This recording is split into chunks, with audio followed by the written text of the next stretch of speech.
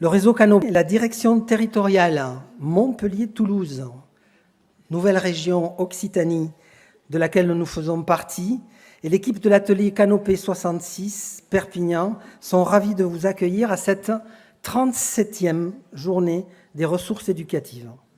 Ce n'est pas peu dire, ça montre bien qu'on s'inscrit dans toute une histoire dans le département et que cette journée est importante. Désormais, depuis 3 ans, la journée des ressources éducatives s'appelle Didactica. Et pour notre département, c'est Didactica 66. C'est l'appellation de tous les salons d'éducation organisés par le réseau Canopé dans la nouvelle région Occitanie, les 13 départements. C'est ainsi qu'on a Didactica 66, Didactica 34, Didactica 11, etc. C'est un petit peu pour l'explication de ce mot Didactica. Je vous en dirai un petit peu plus tout à l'heure.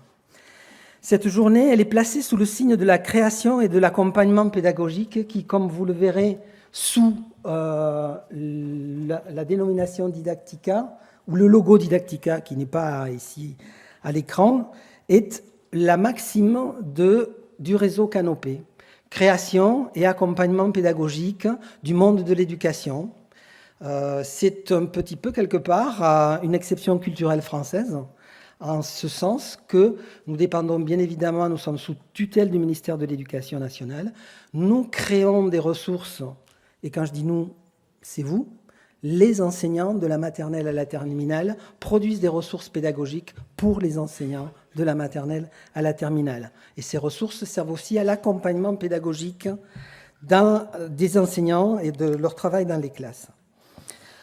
Donc, Didactica, aujourd'hui, Didactica 66 à Perpignan, c'est 57 exposants.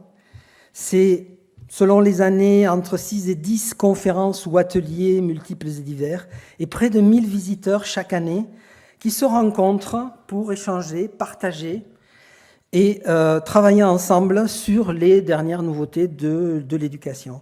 C'est une journée qui existe uniquement grâce à une chose, la coopération entre toutes les structures et toutes les entités qui sont aujourd'hui présentes, et elles sont nombreuses, très nombreuses. Il n'y a pas beaucoup de départements dans lesquels on a une telle présence de tous les corps institutionnels qui travaillent sur l'éducation, de toutes les associations et mouvements pédagogiques, et en même temps de tous les organismes privés, de tous les éditeurs, qui ensemble sont présents sur ce salon pour vous apporter les dernières nouveautés et vous donner un plus. C'est pas quelque chose de simple à organiser, c'est compliqué pour une petite équipe comme la nôtre, mais nous, ça nous tient à cœur de se dire qu'une fois par an, on est tous ensemble. Et notamment, maintenant, les mercredis sont travaillés le matin, les enseignants ne sont pas présents, les structures, elles, sont présentes, et beaucoup de structures, de mouvements, d'associations me disent c'est l'occasion entre nous de se voir, de se rencontrer. C'est pas souvent qu'on peut faire cela. Alors, merci en tout premier lieu à la DSDEN des Pyrénées-Orientales, qui participe à l'organisation de cette journée à travers le dispositif JEDI. De nombreuses circonscriptions vous permettent, dans votre temps institutionnel, d'assister à cette journée, de venir rencontrer les éditeurs et les stands et de participer à des conférences et des animations. Les groupes départementaux qui sont présents en nombre cette année, et aussi tous les services éducatifs de tous les musées du département des Pyrénées-Orientales. Cette journée se fait en partenariat très étroit avec le conseil départemental 66, et donc Madame Sadourny, qui est de l'élu, est présente aujourd'hui. Il faut dire que l'initiative de Philippe Mérieux a rencontré avec elle un écho très positif et qu'on s'est dit qu'on allait cette année travailler sur sa venue. Le conseil départemental accompagne le réseau Canopé depuis des années et je les en remercie. De même, la ville de Perpignan, aujourd'hui, c'est Madame Porté-Salomon qui est présente, qui est ici, qui nous accompagne également. Alors, vous savez, ça veut dire une chose toute simple. Ça veut dire que, par exemple, la ville de Perpignan paye l'adhésion de tous les enseignants au réseau Canopé et que le conseil départemental paye l'adhésion de tous les enseignants de collège au réseau Canopé. Entre autres choses, bien évidemment. Donc, ces deux partenariats sont importants pour Canopé. Vont se rajouter de façon un peu spécifique, maintenant cette année, mais aussi d'autres années, l'OCCE départemental et la Ligue de l'enseignement, qui sont à nos côtés et avec lesquels on construit cette journée des ressources éducatives. Nous accompagne également la MGN, la GMF, Action Durable et la librairie Cagelis, que vous avez vu tout à l'heure à ce sujet. Quand la conférence sera terminée, M. Mérieux prendra un petit moment, une petite demi-heure, pour dédicacer et signer les ouvrages juste à la sortie ici. Voilà, à tous ces exposants se rajoutent bien tous les éditeurs que vous connaissez. Ceci dit, sur Didactica Perpignan, la plupart de tous les éditeurs nationaux sont présents, ce qui montre quand même l'importance de cette journée aussi pour eux. Alors, un petit point quand même sur le mot didactica. Il est arrivé il y a 2-3 ans. On parlait avant de la journée des ressources éducatives, maintenant on parle de didactica. Juste pour l'explication, didactica vient du premier ouvrage, un des premiers ouvrages d'un grand pédagogue qui s'appelait Jan Amos Komensky et qui est en fait Comenius. Il a écrit un des premiers ouvrages de pédagogie qui s'appelait la Didactica Magna. Donc pour le réseau Canopé, direction territoriale, c'était une bonne image pour baptiser les journées de ressources éducatives. La fiche que vous avez maintenant depuis 3 ans, c'est la même, on va la garder pendant quelques années, d'abord parce qu'elle nous a bien plu, et ensuite parce que ce visuel symbolise bien la maxime de Canopé, réseau de création et d'accompagnement. Elle ouvre sur les sciences, sur les arts, et le rêve pour un enfant d'un plus tard quand je serai grand. Ce petit cosmonaute voit très loin, et il a raison, car comme le dit Oscar Wilde, il faut toujours viser la lune, parce que même en cas d'échec, on atterrit dans les étoiles. Je trouvais l'image très jolie. Donc c'est notre affiche depuis quelques années. Et ces journées de ressources éducatives, c'est également des conférences. On a, depuis de nombreuses années, toujours veillé à ce que nous ayons des conférenciers de qualité et de haut niveau. Albert Jacquard, Henri Pénard-Ruiz, Françoise Picot, Pierre Perros, Bruno Hurst, Elena Pasquinelli pour La main à la pâte, l'INI, l'Institut des neurosciences internationales, Monsieur Joan Domenech de Barcelone, qui est un des premiers auteurs sur l'éducation lente, Monsieur Zakarchuk, encore cette année, et aujourd'hui, effectivement, Monsieur Philippe Mérieux. Alors, nous sommes dans un département où la pédagogie coopérative a toujours connu un écho particulier, notamment grâce à l'OCCE, et je reviens à ce partenariat que nous avons établi pour cette conférence. Il se trouve que nous avons eu la chance, il y a quelques années maintenant, d'avoir une personne dans le département qui a développé énormément et accompagné la pédagogie coopérative. C'est Michel Duponchel, qui a piloté les dossiers coopératifs 1, 2, 3, 4 et 5, que Philippe Mérieux connaît. Et cette activité autour de l'édition de ces dossiers coopératifs a été un moment fort dans le département. Je pense que vous savez que la pédagogie de Philippe Mérieux est fortement ancrée aussi dans les pratiques pédagogiques coopératives. Et on voulait un petit peu rendre hommage à Michel Duponchel, parce que dans le département, ça a été quand même un pédagogue important. Aujourd'hui, il est présent parmi nous.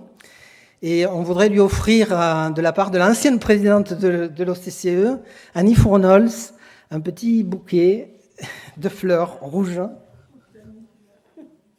Tiens, qui a disparu alors là.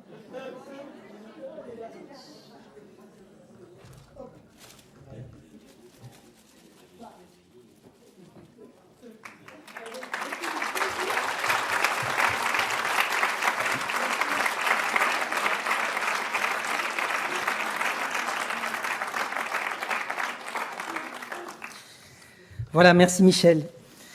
Nous allons passer maintenant à la conférence de Philippe Mérieux et on va pouvoir lancer sa diapositive.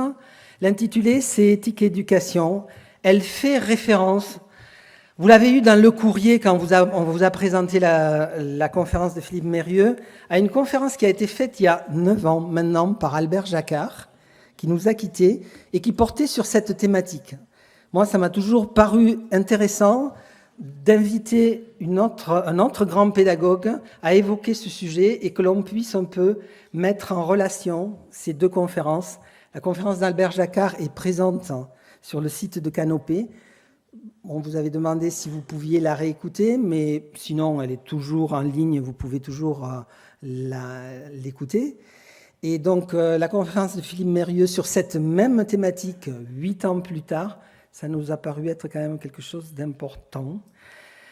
Voilà, vous dire que c'était un travail un peu de longue haleine de pouvoir faire tout cela, mais que nous sommes parfaitement heureux de pouvoir vous offrir aujourd'hui la conférence de Philippe Mérieux sur éthique et éducation. Merci.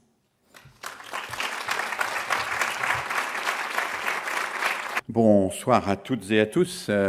Merci infiniment de votre présence.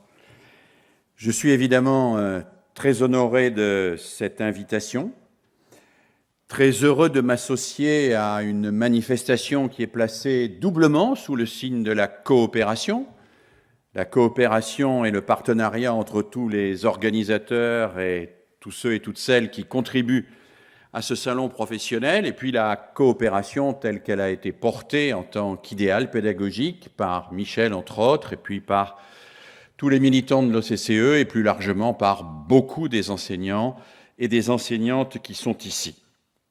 Alors je suis évidemment très ému personnellement de succéder, entre guillemets, mais on ne succède pas, à Albert Jacquard, qui fut un compagnon de route extrêmement important pour moi, présent à mes côtés à de nombreux moments de mon histoire et avec qui j'ai beaucoup partagé d'engagement et de combat.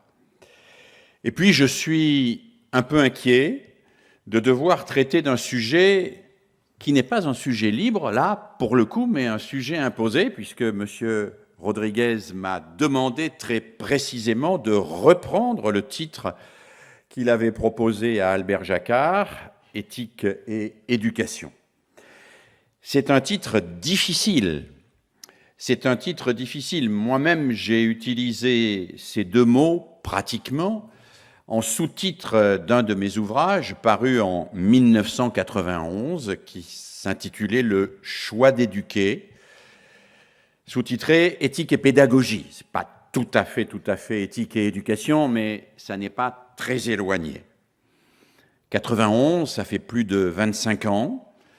Quand on regarde le temps qui a passé, on se dit bien sûr que depuis 91, les circonstances sont bien différentes par rapport à ce que nous avons connu, mais en même temps qu'un certain nombre de problématiques restent présentes et que aussi également des questions vives sont apparues récemment et nous imposent probablement de revisiter un peu différemment cette problématique. Alors, éthique et éducation, comment aborder ce sujet compliqué? En introduction, je voudrais souligner, sans prétendre définir d'une manière académique le mot éthique, que la question de l'éthique est une question complexe parce qu'elle est simultanément dans l'histoire de la philosophie la question du sujet, moi comme sujet, et de l'altérité, l'autre comme sujet. L'éthique pose en effet la question de la place de l'autre en tant que je le reconnais comme sujet dans ma relation avec lui, c'est-à-dire en tant que je le reconnais comme une personne vivante, non enfermée dans une définition, un statut, une fonction, que je ne qualifie pas par de simples étiquettes, mais que je reconnais comme appelé, comme moi, à exprimer sa liberté.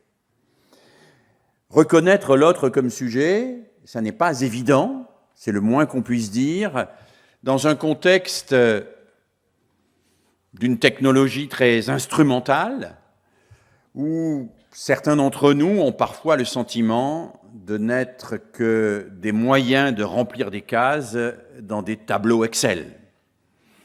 Reconnaître l'autre comme sujet, dans sa fragilité, dans le fait qu'un sujet est par définition quelqu'un qui échappe à mon pouvoir sur sa conscience, mon pouvoir sur lui, y compris mon pouvoir sur sa décision d'apprendre. Reconnaître quelqu'un comme sujet, c'est prendre des risques, c'est s'engager dans une relation qui n'est jamais figée. De la même manière, l'éthique pose la question de ma capacité à être moi-même un sujet par rapport aux autres. C'est pas si facile que ça d'être un sujet. Pour dire les choses en termes très simples, très caricaturaux, et vous m'en excuserez, un sujet, c'est au fond le contraire d'un objet. Et si l'on veut comprendre le sens de cette opposition, on pourrait revisiter l'œuvre des phénoménologues, des existentialistes, l'œuvre de quelqu'un comme Jean-Paul Sartre, par exemple, qui n'a cessé de démontrer à quel point nous étions des sujets qui avons peur de l'être et qui cherchons en permanence à nous rassurer en devenant des objets, y compris des objets aux yeux des autres, parce que cela nous évite d'avoir à nous inventer tous les jours. Certains d'entre vous se souviennent peut-être de ce passage de La nausée de Jean-Paul Sartre, dans lequel le héros est dans un jardin public et il regarde une racine qui est sous ses yeux et il est fasciné par cette racine et il se dit « mais cette racine a un immense avantage sur moi, c'est qu'elle est EST, une racine. Et tant qu'elle n'est pas arrachée, broyée, déchiquetée, elle reste ce qu'elle est. Moi, je ne suis rien puisque chacun de mes actes, chaque jour, peut détruire ce que j'ai minutieusement construit.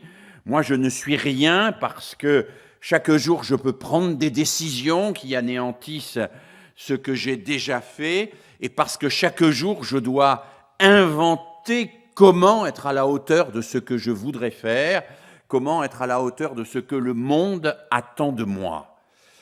Alors nous savons aujourd'hui à quel point la modernité est fascinée par l'objectalité, plus sans doute que par l'objectivité, c'est-à-dire par ce désir d'être un objet, ce désir d'être quelqu'un qui sera une bonne fois pour toutes identifié à une fonction, à une étiquette, à une décoration, à une idéologie, quelqu'un qui n'aura pas précisément à se remettre en question. Et nous savons à quel point cette fascination est dangereuse et mortifère. Nous la voyons à l'œuvre aussi bien chez un certain nombre d'adolescents qui s'agglutinent en bandes fusionnelles et qui abdiquent leur identité, leur subjectalité, leur processus de subjectivation, comme disent les psychiatres, pour s'identifier à une idéologie ou à un leader charismatique. Mais nous voyons cela à l'œuvre aussi dans l'ensemble du champ social, puisque nous tous, au fond, sommes tentés par cette objectivation qui nous exonère de notre inventivité. Alors oui, la question de l'éthique pose la question de ma capacité à être moi-même un sujet aux yeux des autres. La question du sujet et celle de l'altérité sont donc liées, puisque l'éthique nous plonge au cœur de ce que j'ai appelé ici une réciprocité des sujets qui se reconnaissent comme partie prenante de l'humaine condition. L'humaine condition, c'est une expression que j'emprunte bien sûr à Montaigne, des sujets qui se savent fragiles, parce qu'un sujet, c'est fragile. Gaston Bachelard disait que le sujet humain est comme la flamme d'une chandelle, qu'il se recompose en permanence, qu'il a cette fragilité intrinsèque qui l'oppose à ces objets durs auxquels nous sommes confrontés dans la nature et dans ce que nous fabriquons. Cette réciprocité des sujets qui se reconnaissent comme partie prenante de l'humaine condition, dans sa fragilité, est au cœur du combat, d'un combat qui n'est jamais fini contre toutes les formes d'emprise, de violence et de barbarie. Je crois que jamais cette question n'a été autant d'actualité. Il me semble que l'on pourrait relire aujourd'hui les paroles prophétiques d'Adorno en 1944, tout de suite, au moment de l'effondrement, ou du début de l'effondrement du nazisme, quand il évoque le fait qu'il n'y a pas de transition chronologique entre la barbarie et la civilisation, il n'y aurait pas eu une évolution qui, d'une civilisation barbare, nous amènerait vers une civilisation humaniste et cultivée, qui irait vers la solidarité, le bien-être et le développement réciproque des personnes. Il y a, dit-il, une imbrication, et nous sommes en permanence travaillés par les forces de la barbarie et celles de la civilisation et de l'humanité. Nous sommes travaillés en permanence par ces deux forces qui sont là en nous, qui sont là présentes en nous, disait Adorno, et c'est la raison pour laquelle la question de l'éthique n'est jamais résolue, que nous avons toujours à la poser et à la reposer, non pas pour trouver une solution, mais parce que le simple fait même de poser ces questions, eh bien, nous exauce au-dessus du moment présent, nous exauce au-dessus de nous-mêmes. Alors cet apprentissage de la réciprocité des sujets, bien sûr, relève tout à la fois de l'éducation, et nous allons beaucoup en parler, mais aussi d'un travail jamais achevé sur soi-même.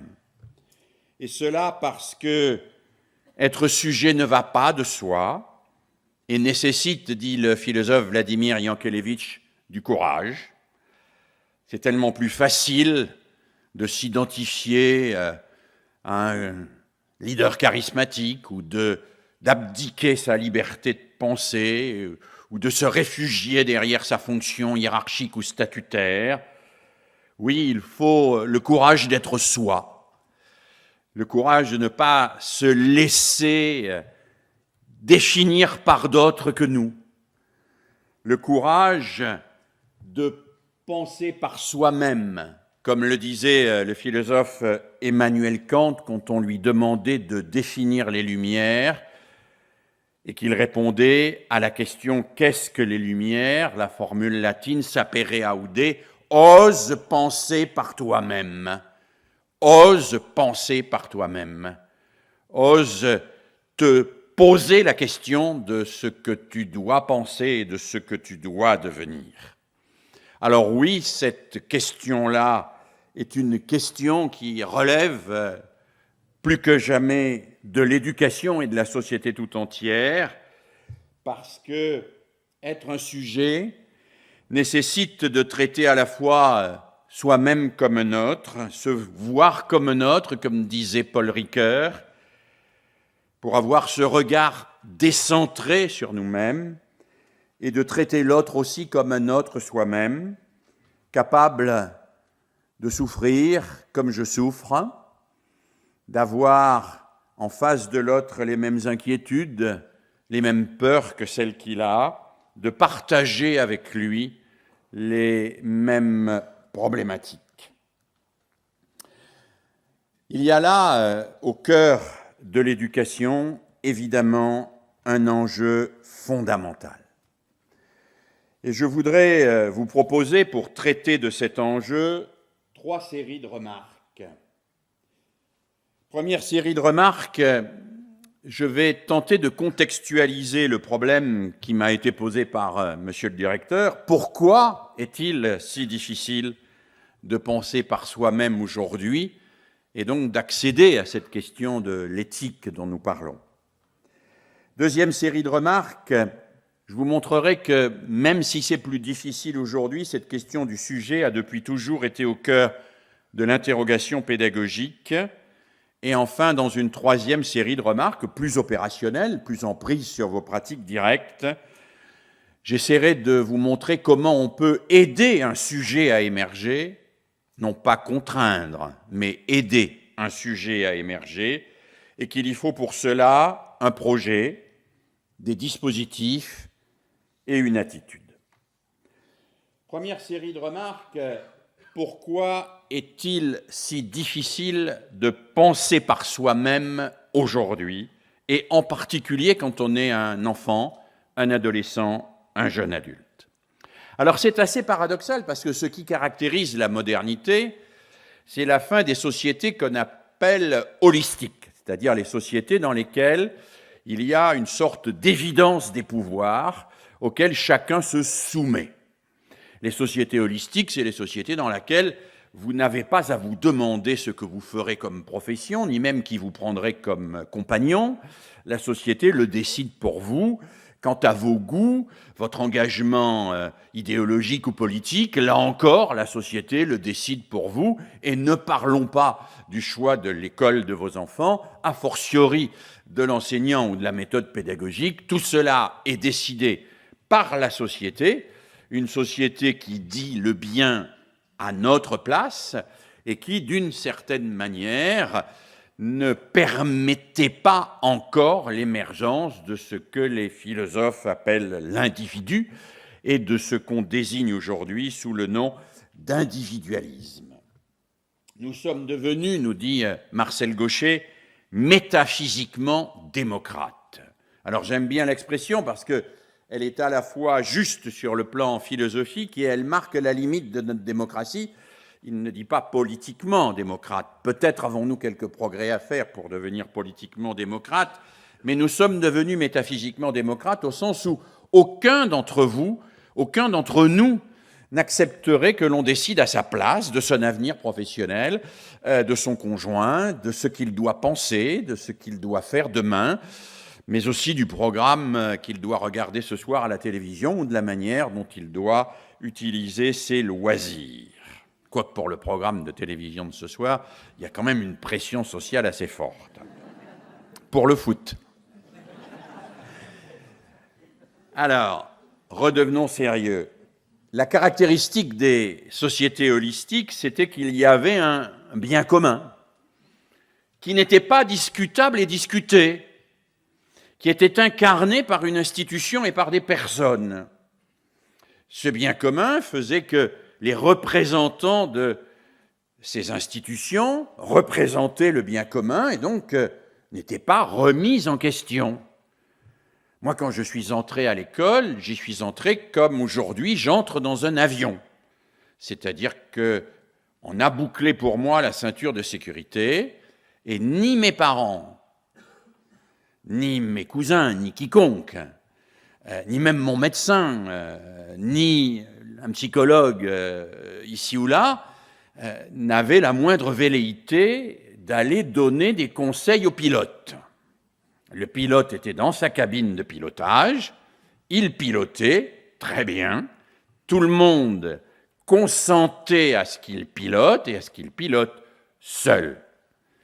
Moi, il se trouve que j'étais d'une famille très marquée politiquement à droite, de parents royalistes, qui m'ont confié dans l'école publique néanmoins un instituteur communiste. Eh bien, quand mon instituteur me punissait, mon père doublait la punition. Quand mon instituteur disait quelque chose, mon père renchérissait toujours sur ce que disait l'instituteur. Et si mon instituteur avait dit à la fin de ma classe de 7e, c'est comme ça qu'on disait à l'époque, le petit Mérieux doit aller apprendre un métier parce qu'il ne peut pas aller en 6e, mon père n'aurait jamais contesté l'avis de l'instituteur. Vous voyez bien qu'aujourd'hui, ce n'est pas tout à fait la même chose.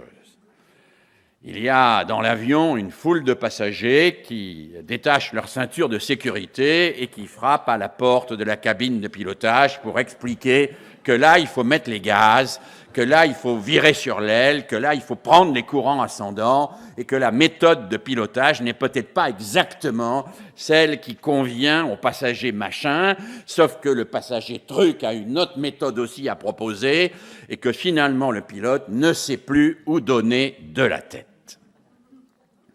Heureusement que dans les avions, nous n'en sommes pas comme là, nous n'en sommes pas encore là, bien évidemment, mais néanmoins, il y a un certain nombre d'institutions dans lesquelles nous en sommes là.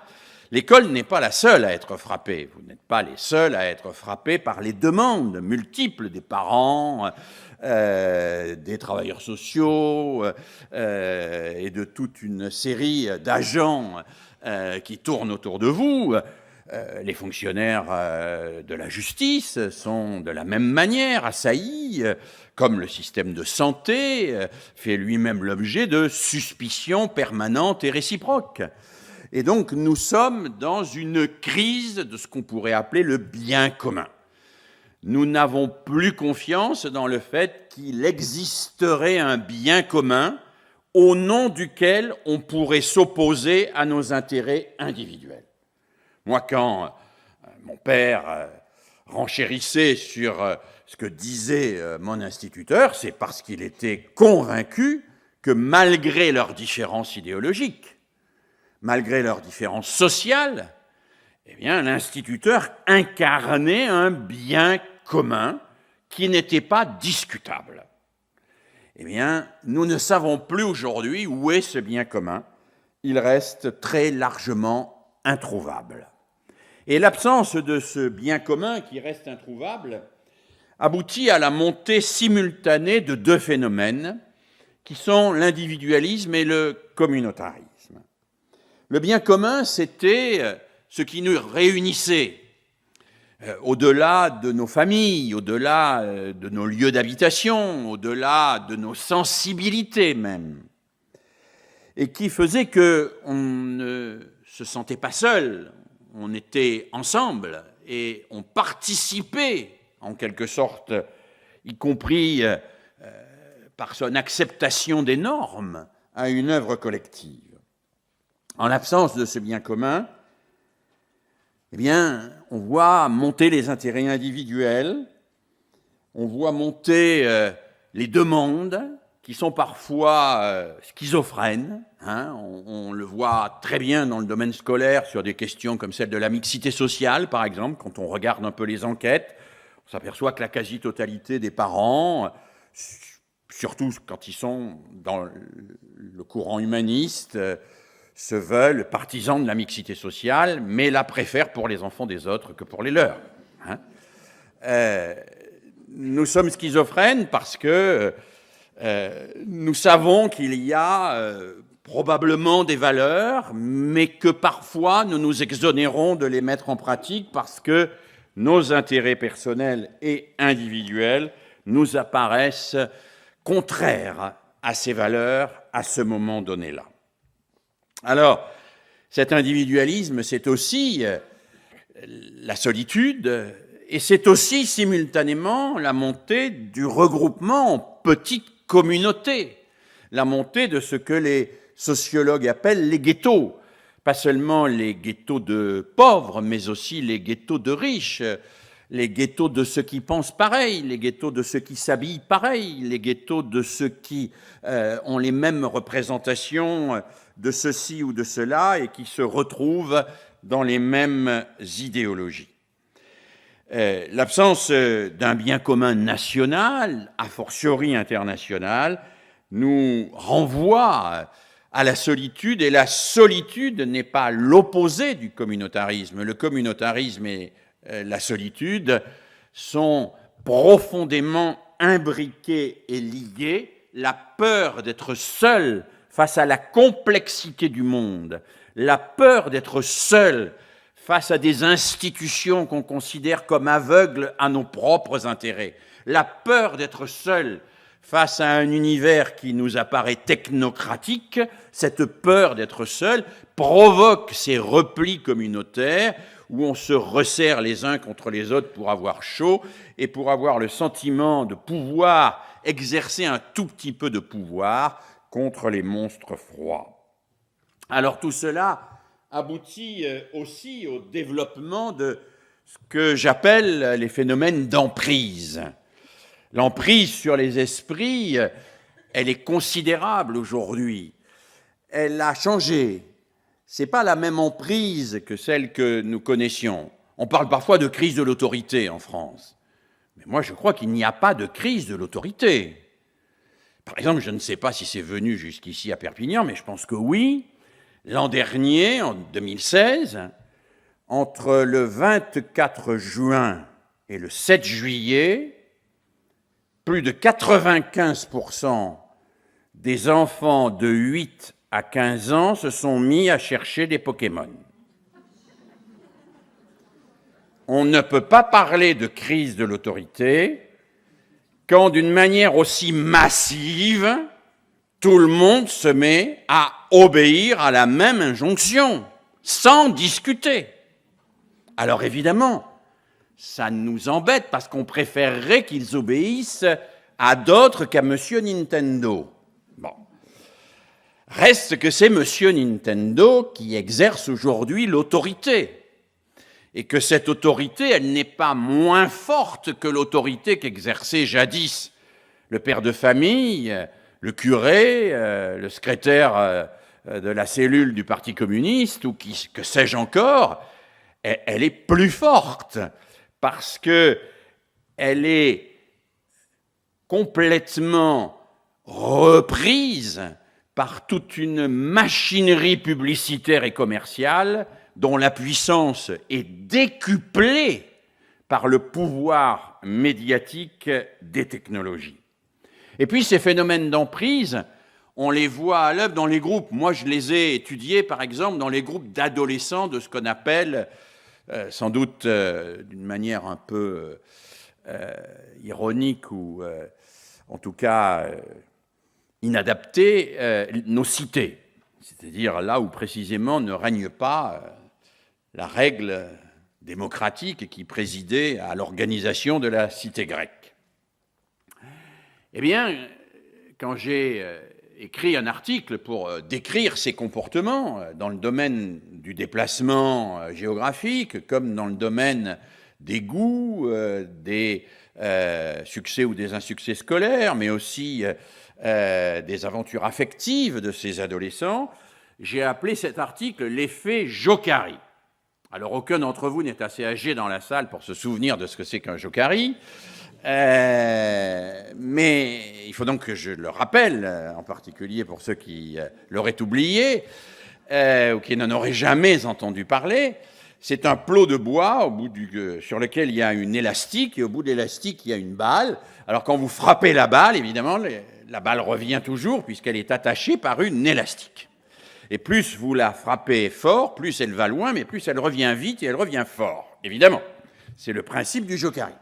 Et j'avais appelé mon article « L'effet Jokari » parce que je décrivais ainsi ce qu'il arrivait aux jeunes qui, dans un groupe où ils étaient associés, prenaient le risque de s'éloigner en allant seul chercher un emploi ou quémander une allocation.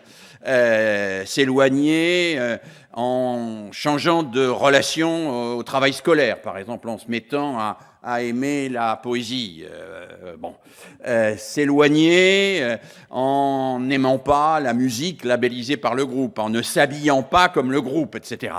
Et je montrais à l'époque, il y a déjà une quinzaine d'années de cela, que le jeune qui s'éloignait comme cela le payait très cher.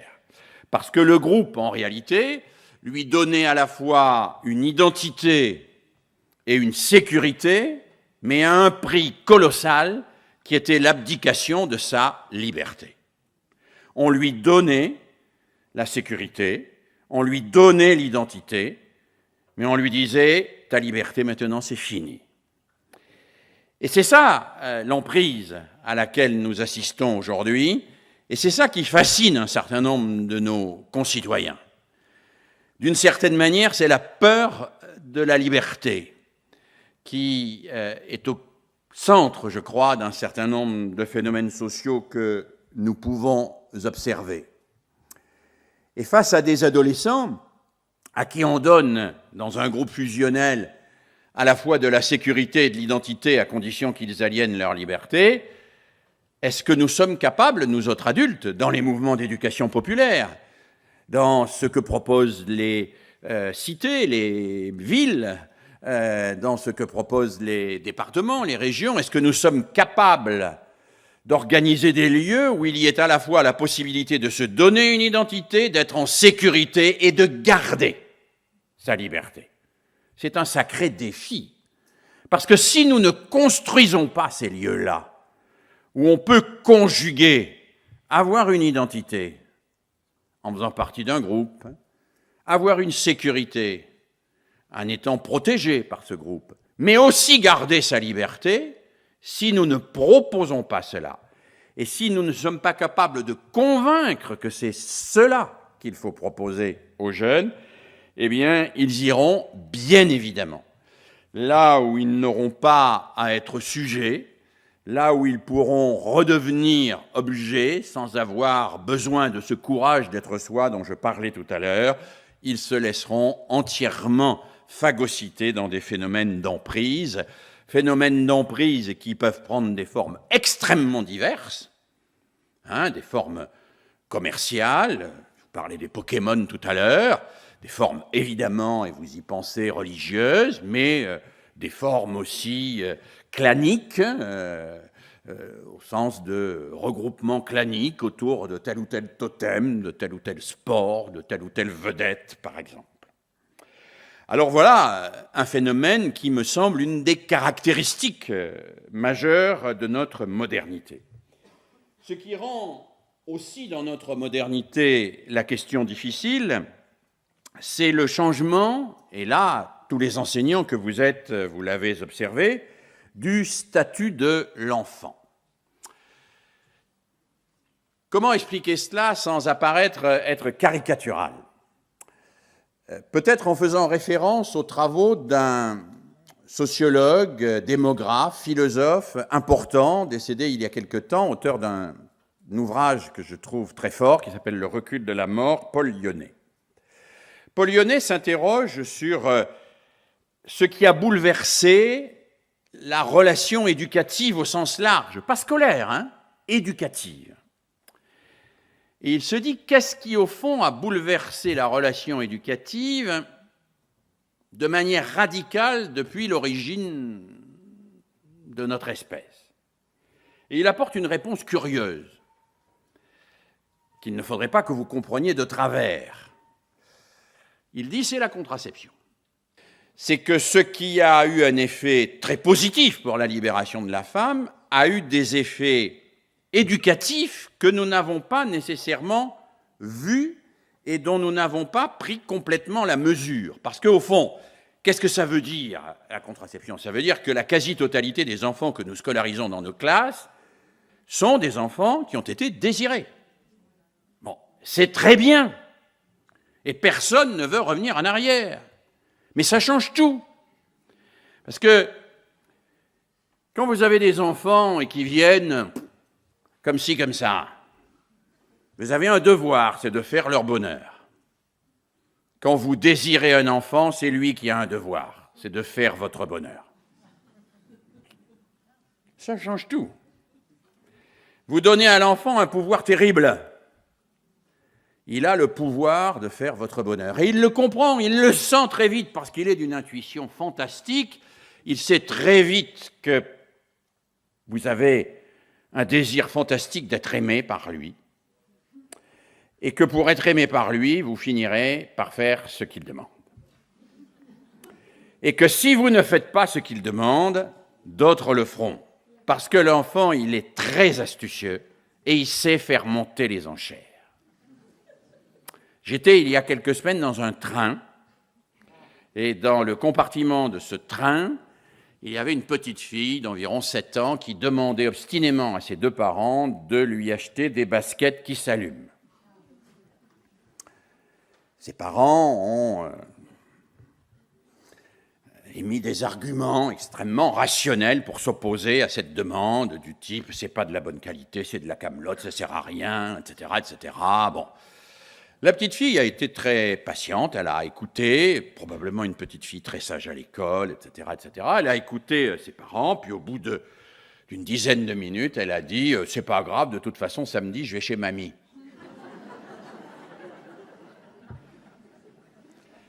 Ce que la mère a parfaitement compris en disant « mais on va pas laisser mamie acheter les baskets qui s'allument, elle achètera de la cochonnerie, nous on ira les acheter vendredi. »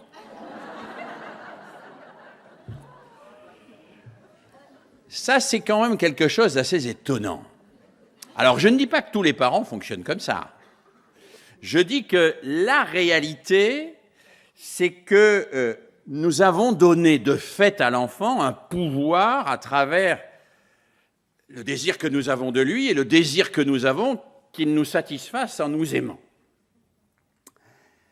Alors, nous avons tendance plus facilement à céder à ses caprices.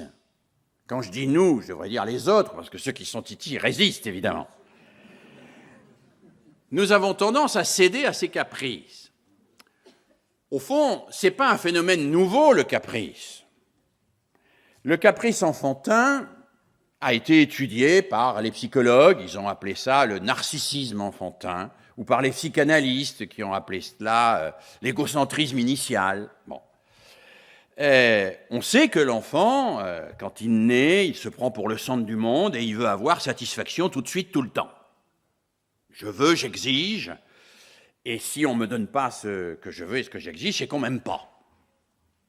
Ou que mes parents m'ont abandonné. Et si ma mère ou mon père sont coincés dans les embouteillages, ont un peu de retard chez ma nourrice, c'est qu'ils ont décidé de me livrer au diable ou au loup. L'enfant, on le sait, il est comme ça. Il vit d'abord dans cet univers-là. Et on sait aussi que le rôle de l'éducation est anthropologiquement de faire entendre à l'enfant qu'il faut surseoir à ses caprices, qu'il n'est pas le centre du monde. Alors qu'est-ce qui se passe aujourd'hui ? Il se passe que cette résistance aux caprices, cette aide au développement par la décentration, comme disait le psychologue Piaget, est rendue extrêmement difficile par l'émergence d'un phénomène que mon collègue Bernard Stiegler appelle le capitalisme pulsionnel. Stiegler explique que le capitalisme est né à son troisième âge. Il y a d'abord eu le capitalisme industriel, Zola, puis le capitalisme financier, qui bouge encore, et ce qui domine en réalité, c'est le capitalisme pulsionnel, c'est-à-dire le capitalisme qui nous susurre en permanence « achète, achète, ça fera marcher le commerce ». Tes pulsions sont des ordres, surtout quand ce sont des pulsions d'achat. Et l'enfant, il entend tout cela. Ce qui rend le travail éducatif, évidemment, bien plus difficile qu'avant. Bien plus difficile qu'avant. Parce que nos enfants sont dans la demande de satisfaction immédiate et permanente. Et que cette demande de satisfaction immédiate et permanente, même si nous y résistons, nous, en tant que parents, nous savons que la société tout entière l'orchestre, et que le consomme, possède, et la PlayStation qui vient de sortir, la dernière marque de chaussures de sport, cela le marque, le travaille intérieurement, et comme nous ne voulons pas faire son malheur, que nous ne voulons pas en faire un souffre-douleur, un décalé, ou tout ce que vous voulez, eh bien, nous finissons par céder plus ou moins à sa demande. Cela, et j'y reviendrai, ce primat de la pulsion sur la construction de la pensée, cela est un phénomène extrêmement important, me semble-t-il, pour comprendre les réactions d'un certain nombre de nos élèves dans nos classes. Et puis, je conclus très vite cette première série de remarques, parce qu'elle peut vous mettre le bourdon, de vous donner tout ça, comme ça, en vrague, vous dire toutes les difficultés auxquelles nous sommes affrontés, ça pourrait vous donner le bourdon. Alors pour vous donner complètement le bourdon, avant d'essayer de nous sortir ensemble de là, on pourrait dire que nous sommes rentrés et que ça rend le penser par soi-même particulièrement difficile dans l'ère de ce que les philosophes, et en particulier un philosophe américain, Jason Harsin, appelle la post-vérité. La post-vérité, c'est-à-dire que nous sommes entrés dans un monde qui est tellement saturé d'informations qu'il est devenu quasiment impossible de les hiérarchiser et de savoir ce qui est important et ce qui ne l'est pas. Ce qui nous renvoie à une espèce de flot, de flux permanent qui nous emporte et dans lequel parfois nous sombrons. Alors les indices de cela, vous les connaissez. C'est le mélange de l'information et de la variété, c'est l'appel permanent à l'émotion, c'est l'utilisation systématique de ce qu'on appelle les informations virales. Vous savez qu'il y a aujourd'hui des logiciels chez les journalistes pour identifier les informations qui vont faire la une du JT ou du journal que vous achetez demain. On teste sur Twitter, on envoie une information et on regarde sa rapidité de diffusion virale. C'est-à-dire on regarde à quelle vitesse cette information va être répercutée par les gens à qui elle s'adresse. Et la diffusion virale, le coefficient de diffusion virale, comme on dit, va finir par devenir plus important que l'importance réelle sur le plan de la pensée, sur le plan de la réflexion, sur le plan même des convictions que peut avoir le journaliste. L'information virale, elle doit être spectaculaire, émotionnelle, nous toucher individuellement, et bien évidemment, tel ou tel fait divers, telle ou telle petite phrase, tel ou tel élément va avoir un coefficient de diffusion virale bien plus important qu'une analyse un peu approfondie. Et ce que nous montrent, y compris d'ailleurs des neuroscientifiques qui travaillent de manière très précise sur l'imagerie cérébrale, c'est que comme nous sommes devenus des gens qui faisons plusieurs choses en même temps, c'est-à-dire qui, pendant qu'ils sont à une réunion, font des textos et ainsi de suite, comme nous sommes devenus des gens qui lisons très vite, moyenne de 8 secondes de lecture pour une page Internet, de moins de 100 mots par page, comme nous sommes devenus des gens qui sont assaillis par cette multitude de choses, eh bien, nous inhibons l'argumentation qui est difficile à maîtriser et nous réagissons dans l'immédiateté, dans l'émotion. Et nous donnons ainsi à nos enfants l'image même d'être capricieux. La société devient, non pas l'enfance, parce que l'enfance ne mérite pas cela, elle devient l'infantile, c'est-à-dire le caprice systématique, c'est-à-dire la réalisation immédiate de tout, sans argumentation construite, sans capacité à prendre de la distance. Alors voilà le tableau, et ce qui me semble aujourd'hui, décrit très rapidement, expliquer pourquoi il est difficile de penser par soi-même. Et pourquoi cette question du sujet est évidemment au cœur, plus que jamais, mais depuis toujours, de l'interrogation pédagogique. Alors, au fond, je fais une hypothèse avec vous.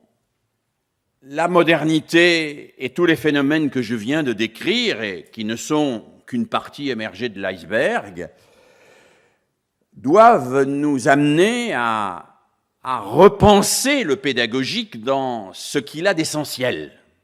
C'est-à-dire, doivent nous amener à nous reposer la question de ce qui pourrait être, allez, disons, pour employer un terme de Célestin Freinet, les invariants de l'éducation, ou le cœur vivant de l'éducation, ce qui est dans l'éducation l'essentiel à ne jamais perdre de vue.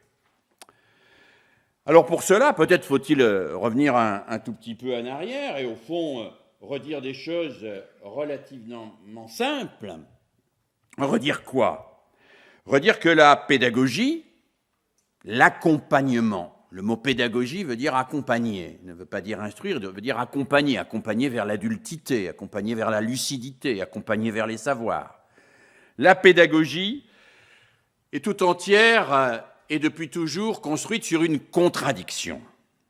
La contradiction entre l'impératif de transmission, nous devons transmettre, mais l'impossibilité de faire à la place de l'autre, et en particulier d'acquérir ce que nous lui transmettons. Alors nous devons transmettre, évidemment que nous devons transmettre. Le petit homme vient au monde infiniment démuni. Il a besoin des adultes qui sont déjà là.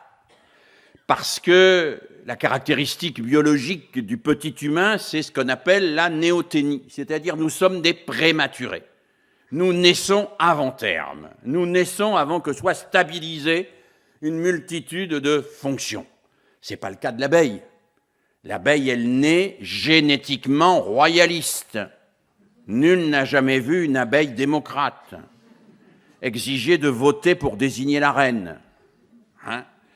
De la même manière, le petit chat, quand il naît, il sait déjà faire sa toilette. Alors sa maman va lui apprendre quelque chose en plus, certes, mais globalement, dans les espèces animales que nous connaissons, il n'y a pas d'histoire au sens humain du terme.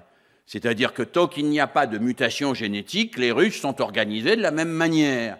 Ou tant qu'il n'y a pas d'effet environnemental qui désorganise la ruche. Mais l'organisation interne, elle se reproduit parce qu'elle est génétiquement reproductible. L'enfant, quand il naît génétiquement ni royaliste, ni démocrate, ni ceci, ni cela, ni autre chose. Il est inachevé. Et il a besoin que nous lui transmettions les langages, les manières de faire, les moyens d'entrer dans un collectif.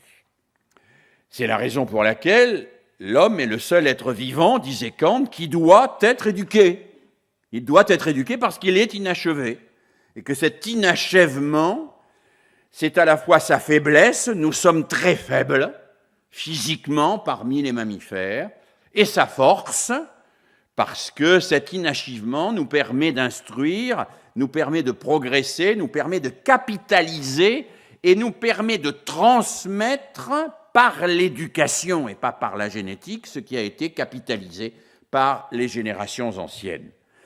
Et à ce titre, Hannah Arendt a raison de dire que tout humain est un obligé du monde. Nous sommes un obligé de tous ceux qui sont venus là avant nous. Le monde est fait effectivement de plus de morts que de vivants et nous sommes obligés, des obligés de cette réalité historique qui nous a précédés. Donc ne pas transmettre serait une démission. Et toute société a besoin de transmettre, de décider ce qu'elle doit transmettre, de vouloir transmettre et de chercher à transmettre le mieux possible. C'était d'ailleurs la grande idée de quelqu'un qui a été cité tout à l'heure, Comenius. Comenius, l'auteur de la grande didactique, qui voulait pour la première fois, qui a voulu pour la première fois, à la fin du XVIIe siècle, transmettre tout à tous, et qui porte ce projet à une époque où personne, d'ailleurs, ne partage ce projet. Avant le XVIIIe siècle, avant les encyclopédistes, qui reporteront eux aussi ce projet, et qui construiront d'ailleurs l'encyclopédie pour cela. Comenius qui croit, dur comme fer, que cette transmission des savoirs est aussi le moyen de créer la paix entre les hommes. Comenius, Jean Amos Komensky est un évêque, enfin pas un évêque, je ne sais plus quel est exactement son titre dans la hiérarchie protestante, puisque c'est un protestant, et il est pris dans les turbulences de la guerre de 30 ans. Et dans ces turbulences, il rêve d'une éducation à la paix. Et il pense que la transmission des savoirs va réunir les hommes, parce qu'il dit déjà les savoirs unissent, puisque les savoirs peuvent être compris et acquis par tous, alors que les croyants se séparent. On trouve déjà ça chez Comenius avant de le voir sous Jules Ferry. Et c'est encore vrai aujourd'hui. Les croyances, nous avons le droit de les avoir. Je peux croire que je vais me réincarner dans une grenouille. Nous pouvons être quelques-uns ici à décider que nous croyons que nous allons nous réincarner dans une grenouille. Nous pouvons d'autant plus le croire que personne ne peut nous prouver le contraire. Vous ne pouvez pas me prouver que je ne vais pas me réincarner dans une grenouille. Vous ne pouvez pas me le prouver. Moi, je ne peux pas vous prouver que je vais me réincarner dans une grenouille, mais vous ne pouvez pas me prouver que c'est faux. C'est donc que ce n'est pas un savoir. Parce que le savoir, c'est ce qui précisément résiste, c'est ce qui peut se prouver, ce qui se partage par l'exposition et la démonstration. C'est ça, un savoir. Un savoir, il est divisible à l'infini, disait Fichte, un philosophe qui a beaucoup travaillé sur ces questions-là. C'est-à-dire que tout le monde doit pouvoir y accéder. Alors évidemment, pour certains, ça prendra beaucoup de temps parce qu'ils n'ont pas ce qu'on appelle les prérequis et tout ce que vous voulez, mais sur le principe, il n'y a pas de barrière à l'accès au savoir. Alors que la croyance, c'est une affaire d'initiative individuelle. Je crois que je vais me réincarner dans une grenouille, point barre. Eh bien, Comenius disait déjà, il faut transmettre des savoirs parce que c'est un moyen de construire la paix. C'est un moyen de faire primer ce qui rassemble sur ce qui divise. Transmettre est un impératif. C'est pas sûr que toute transmission soit transmission de la paix, mais c'est un impératif. Mais ce que le pédagogue et vous-même voyez, percevez à chaque instant, c'est qu'évidemment, nous devons transmettre, mais que ça ne se décrète pas.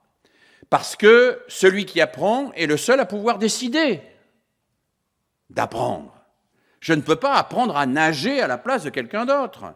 Je ne peux pas apprendre à dire une poésie à la place de quelqu'un d'autre. Je ne peux pas apprendre à faire des maths à la place de quelqu'un d'autre. L'apprentissage, disait Michel Serres déjà dans Le Tiers instruit, un ouvrage assez ancien, nécessite un voyage, une prise de risque, un engagement de la personne dans cet apprentissage qui n'obéit à aucun décret.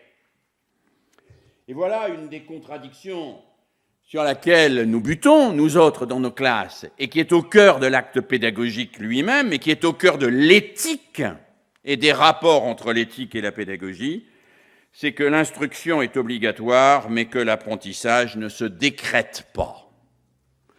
Cette phrase, elle est prononcée par Marguerite Duras dans un petit livre qui s'appelle « La pluie d'été », qui raconte l'histoire justement d'un petit garçon, Ernesto, qui ne veut pas apprendre, ou qui ne veut apprendre plus exactement que ce qu'il sait déjà, ce qui est évidemment plus facile. Et donc, nous nous trouvons là face à une contradiction dont la modernité nous a déjà donné des éléments de solution dès Jean-Jacques Rousseau, puisque Jean-Jacques Rousseau écrivait dans l'Émile, 1762, « Jeune instituteur, je vous prêche un art difficile, c'est de tout faire en ne faisant rien. » Qu'est-ce que ça veut dire tout faire en ne faisant rien? Ça veut dire organiser, mettre en place, enrichir, structurer, proposer, mettre autour du sujet tout ce que l'on peut faire, mais ne pas prendre sa place parce que ce n'est pas possible et que cela le priverait de son statut de sujet. Si je me mets à la place de l'autre, disait Lacan, l'autre, où est-ce qu'il se mettra? Eh bien, l'enseignant, c'est un peu la même chose. Tout éducateur, c'est un peu pareil. Il peut créer des conditions pour que l'autre s'engage. C'est ça l'éthique de l'éducation. C'est que je n'ai jamais fini de créer des conditions favorables. J'ai écouté tout à l'heure une grande partie de la conférence qui était donnée dans cette salle sur les espaces en maternelle, et c'est exactement cela. Qu'est-ce que nous expliquait notre collègue? Que la création et la construction de tous ces espaces, c'était des conditions favorables à l'engagement de chaque élève dans l'apprentissage. À l'engagement de chaque élève dans l'apprentissage. Voilà quelque chose de tout à fait fondamental.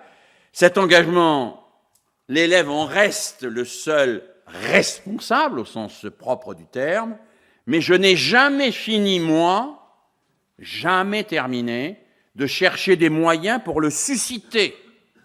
Ce qui veut dire que sa responsabilité n'enlève rien à la mienne, ce qui est le propre de l'éthique. En éthique, la responsabilité de l'autre n'enlève rien à la mienne. Dans un gâteau, plus j'en prends, moins il en reste. Dans le domaine de la responsabilité, plus j'en prends, plus j'en donne. Plus je prends de la responsabilité d'organiser mieux les choses, de mettre à disposition de manière plus structurée, plus pertinente, plus précise, plus rigoureuse, mais aussi plus attractive, tout cela, les savoirs. Bon, ma responsabilité, ça n'enlève pas à l'élève la responsabilité qui est de de faire le pas, de s'engager, mais sa responsabilité de s'engager à lui n'enlève rien à ma responsabilité de continuer en permanence à chercher des moyens pour susciter son engagement. C'est ça la réciprocité de l'éthique. C'est qu'il n'y a pas de limite dans la responsabilité. Ma responsabilité n'est pas arrêtée par celle de l'autre. Elle est en interaction permanente avec celle de l'autre.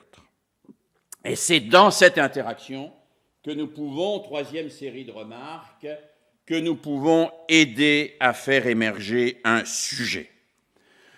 Cette troisième série de remarques est elle-même divisée en 3 parties, mais ne vous inquiétez pas, ça va aller vite. Aider à faire émerger un sujet, premièrement, c'est un projet.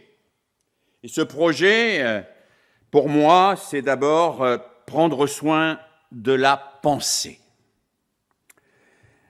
J'ai beaucoup appris à cet égard d'un pédagogue polonais qui, pour moi, est un homme extraordinaire dans son intelligence de la réalité éducative, de l'essence de la pédagogie, qui est Janusz Korczak. Alors, vous connaissez peut-être Korczak, célèbre par sa triste fin, puisque en 1942, alors qu'il s'est réfugié dans le ghetto de Varsovie avec 192 enfants juifs persécutés, on lui propose un passeport américain pour s'enfuir, qu'il refuse, et en août 1942, il est conduit avec ses 192 enfants jusqu'à Treblinka, où il est gazé le jour même. Juste parmi les justes, celui qui s'est battu pour les enfants jusqu'à y laisser sa vie, mais qui, pendant toute cette vie, justement, a essayé de comprendre comment faire émerger de la pensée en faisant surseoir à la pulsion dont on parlait tout à l'heure. Parce que déjà, Korczak avait observé que ces enfants et les adolescents qu'il accueillait dans ces orphelinats, c'était des êtres pulsionnels, qui étaient toujours là.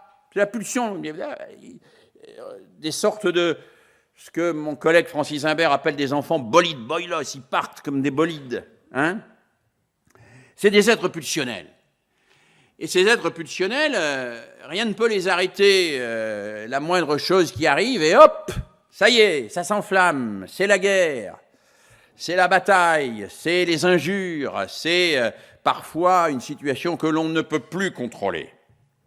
Alors, il a passé beaucoup de temps et d'énergie à essayer de contenir cette violence. Il a imaginé des trucs tout à fait fous. Par exemple, il donnait 10 points de bagarre tous les lundis, tous les dimanches, à chaque orphelin de ces orphelinats, et puis on enlevait 4 points pour une grosse bagarre, 3 points pour une moyenne, 2 points pour une petite, 1 point pour une insulte. D'ailleurs, il observe que ça commence à marcher, parce qu'il dit, on voit que certains enfants réfléchissent avant de se battre, ce qui n'est pas une petite victoire. Hein ? C'est ça, surseoir à la pulsion. Mais finalement, il abandonne parce qu'il y a un trafic de points. C'est-à-dire, ceux qui ne se battent pas revendent leurs points à ceux qui veulent se battre, etc. C'est un truc. Alors, il finit par proposer une autre idée, qui est une idée extraordinairement intelligente sur le plan politique et pédagogique à la fois. Il dit à ses enfants de l'orphelinat, à partir d'aujourd'hui, vous pouvez taper sur n'importe qui, n'importe quand, autant que vous voulez. Mais à une condition, c'est de le prévenir par écrit 24 heures à l'avance. Et je vais installer une boîte des bagarres. Et là, vous allez pouvoir écrire, ta tête ne me revient pas, etc. Alors, il y en a qui protestent, ils disent, oh, monsieur, c'est pas possible, d'abord, moi, je sais pas écrire. Ah ben, qu'à cela ne tienne. Tu pourras me dicter ta lettre. Hein. D'ailleurs, tous ceux qui veulent me dicter une lettre, mettez-vous en file, moi, je note. Alors, le gars, il arrive, je voudrais te taper dessus demain parce que, il y a un certain nombre d'arguments qu'on a, sur le moment, on veut taper, puis quand on veut argumenter pourquoi, ça devient déjà plus compliqué. Hein. Mais enfin, il y en a qui font des lettres quand même, qui dictent des lettres. Ils les mettent dans la boîte. Et le soir, à la veillée, Korczak relève les lettres, les anonymes, enlève les noms et les lit. Et chacun peut relire en quelque sorte ce qu'il avait pensé dans l'immédiateté, avec un peu de distance. Et Korczak observe d'ailleurs que les plus durs sont en général ceux qui ont écrit la lettre, quand on lit la lettre. Et Korczak montre ainsi que cette distance va permettre une prise de conscience. Mais il fait plus que cela. C'est un écrivain, Korczak. Il écrit des histoires pour les enfants. Il a écrit Le Roi Mathias, La Gloire, etc. Et il raconte ces histoires. Autrement dit, il fait quelque chose qui est l'essence même de l'éducation. Il écarte les mâchoires entre la pulsion et l'acte pour y permettre d'introduire la pensée et la nourrir par la culture. Voilà, au fond, c'est tout simple, l'éducation dans son principe. Aider un sujet à se construire, c'est cela. C'est accompagner chacun de la pulsion au désir. Alors, c'est pas facile, parce que, nous l'avons vu tout à l'heure, nous vivons dans une société du trop-plein qui croit qu'on peut satisfaire le désir par la consommation. Or, le désir humain est toujours orienté vers l'absent, vers ce qui ne peut être saisi ou consommé. Et quand on a saisi ou consommé quelque chose qu'on désirait, on veut toujours autre chose. Le désir humain ne peut pas être comblé par la possession. Il ne peut être qu'entretenu par quelque chose qui relève du partage et du partage de la culture. C'est là le rôle essentiel de notre école. C'est de décaler les choses. Quand une société veut former les consommateurs, nous voulons former des êtres cultivés, des citoyens qui trouveront leur plaisir non dans la consommation des objets, mais dans le partage de la pensée, de la culture, de la réflexion, où ils trouveront du plaisir. Notre travail, c'est de déporter le plaisir que la société assigne à la consommation vers le plaisir de la recherche, vers le plaisir de la jouissance intellectuelle, vers le plaisir du travail bien fait. Toute une série de plaisirs que, malheureusement, parfois, nous avons socialement et collectivement oubliés. C'est le plaisir de partager ce qui ne s'épuise pas. Parce que la culture ne s'épuise pas quand on la partage. Alors que le pétrole s'épuise. Mais pas seulement le pétrole, tout le reste. Les biens matériels s'épuisent, la culture ne s'épuise jamais. Et transmettre l'inépuisable, c'est bien le meilleur service que nous puissions rendre à nos enfants. Alors ce service, nous le leur rendons en desserrant les mâchoires de la pulsion pour permettre à la pensée d'émerger. La pulsion n'est pas interdite, on soit bien d'accord. On n'interdit pas la pulsion. Moi, je ne vous interdis pas d'avoir des pulsions de meurtre. D'ailleurs, les psychanalystes nous disent que ceux qui n'ont pas de pulsion de meurtre sont plutôt malades, quoi. Vous devez avoir envie de tuer votre père, votre mère, votre patron, votre inspecteur, votre ceci, votre cela, etc., etc. Enfin, si vous n'avez pas envie de les tuer, il ne faut pas vous en faire un monde non plus. Mais enfin, la pulsion de meurtre n'est pas interdite et on ne peut pas, d'ailleurs, interdire la pulsion de meurtre. En revanche, on peut interdire le meurtre. Ça veut dire tout simplement qu'entre la pulsion de meurtre et le meurtre, il y a un truc. Alors appelez-le comme vous voulez. Si vous êtes kantien, vous appellerez ça le jugement. Si vous êtes chrétien, vous appellerez ça l'âme. Ou la conscience, si vous êtes cartésien. Si vous êtes franc-maçon, vous l'appellerez la raison maçonnique, que sais-je encore, peu importe, ça ne me gêne pas. Nous, en pédagogie, on l'appelle la pensée. Voilà. C'est la pensée. C'est un truc qui se développe entre la pulsion et l'acte. Albert Camus dit quelque part, ce qui caractérise un homme, c'est qu'il se retient. Et que pendant ce temps-là, il pense. Voilà. Et aujourd'hui, c'est cette pensée-là dont nous devons prendre soin. Ce qui est compliqué, parce que penser, ça prend du temps. au quotidien. J'étais dans une classe il y a quelques jours avec une jeune collègue qui démarre. Elle faisait une petite leçon de géographie. Et à la fin, on discutait. Et puis elle me dit, cette leçon de géographie, j'ai fait une grosse bourde. J'ai dit, dites, parce que moi j'en ai vu une, on ne sait pas si c'est la même. Elle me dit, bah oui. À un moment, j'ai posé une question.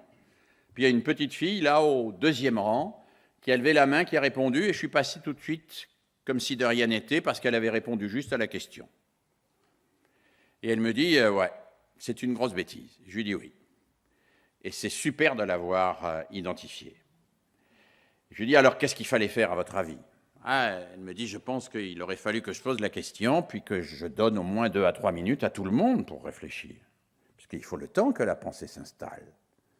Puis qu'ensuite, je demande aux élèves de se dire réciproquement s'ils ont trouvé, et puis que je demande à quelqu'un, mais pas à celle qui sait déjà, peut-être à quelqu'un d'autre, de dire qu'est-ce qu'il a trouvé, parce que la pensée, ça demande qu'on décélère.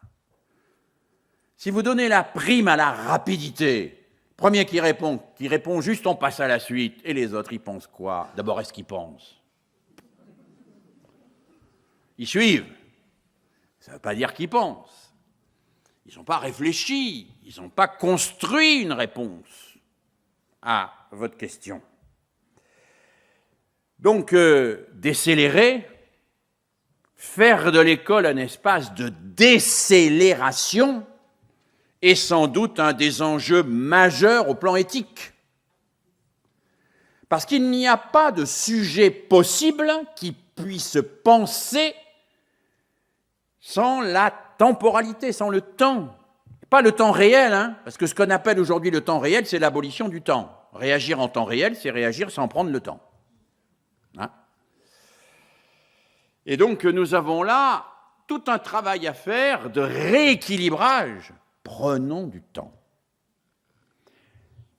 Permettre à la pensée d'émerger, évidemment la nourrir par la culture, ces histoires qu'on raconte aux enfants, tout cela, tout ce qui va nourrir leur imaginaire, leur permettre de mettre des mots, de symboliser, d'accéder à des modèles qui pourront être des modèles scientifiques plus tard.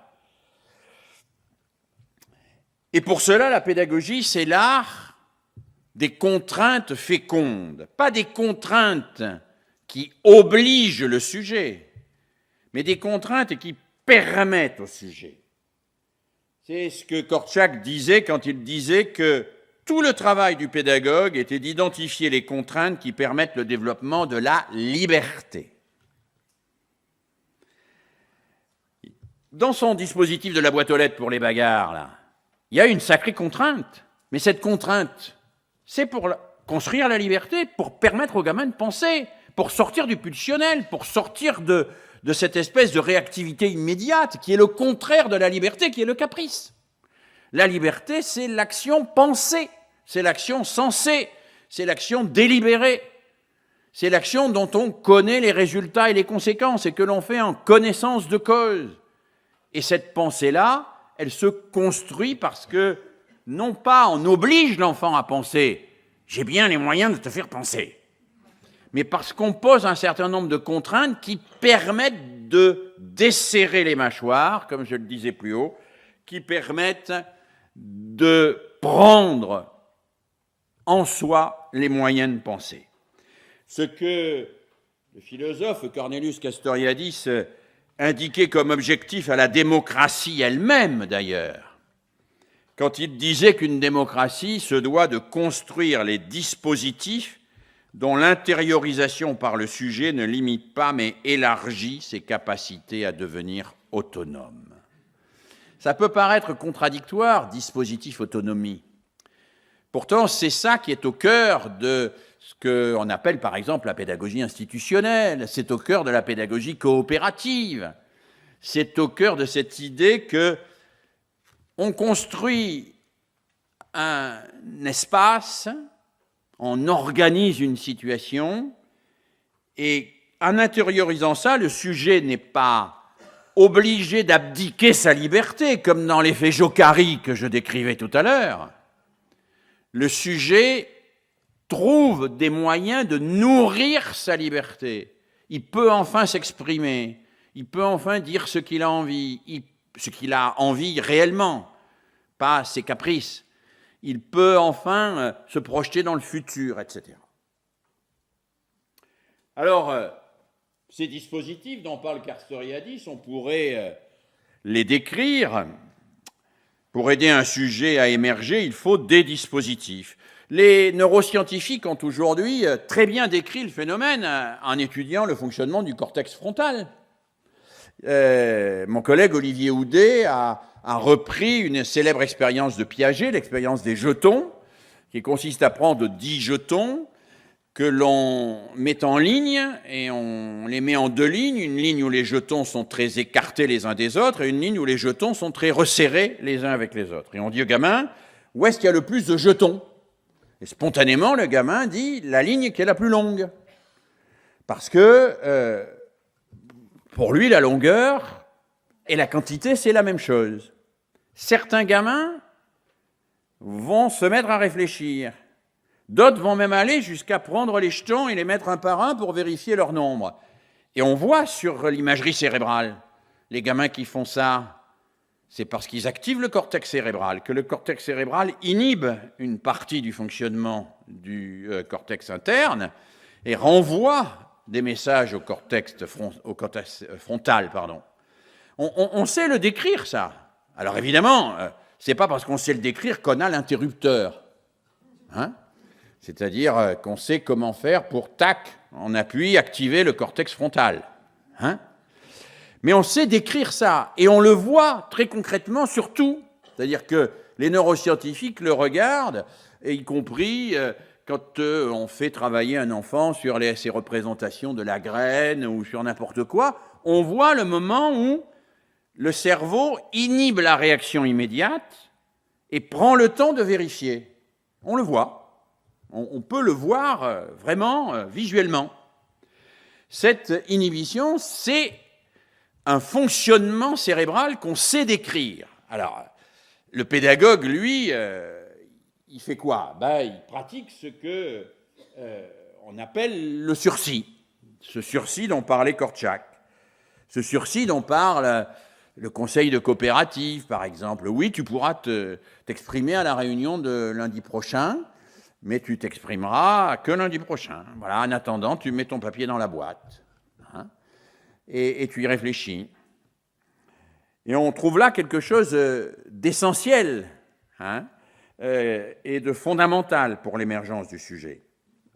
Un autre élément auquel je suis très attaché, c'est la découverte par l'enfant de ce qu'on appelle l'empathie. L'empathie, c'est la capacité à entrer dans le référentiel de l'autre, à comprendre que l'autre, il souffre comme moi. Et que si je fais mal à l'autre, c'est moi qui peux souffrir aussi. Que l'autre, il est comme moi, que l'autre n'est pas un objet. Deux collègues, dans une récente étude que nous avons publiée dans la collection que je dirige sur le cyberharcèlement, montrent très bien que le harcèlement par les réseaux sociaux est plus violent et a des effets plus graves que le harcèlement en présentiel, en particulier sur les jeunes filles, pour des raisons qu'on pourrait expliquer. Mais ils disent très bien, parce que sur les réseaux sociaux, il n'y a pas le visage de l'autre, quoi. C'est-à-dire l'autre est virtuel, donc on peut tout se permettre. Et donc on n'imagine même plus que l'autre est une personne réelle. On déréalise l'autre. On n'a plus aucune empathie pour lui. Et on a ainsi un certain nombre de jeunes, d'enfants, qui n'ont plus cette empathie minimale avec les autres. Pour aider des sujets à émerger, je continue, et c'est un inventaire à la Prévert que je vous propose là.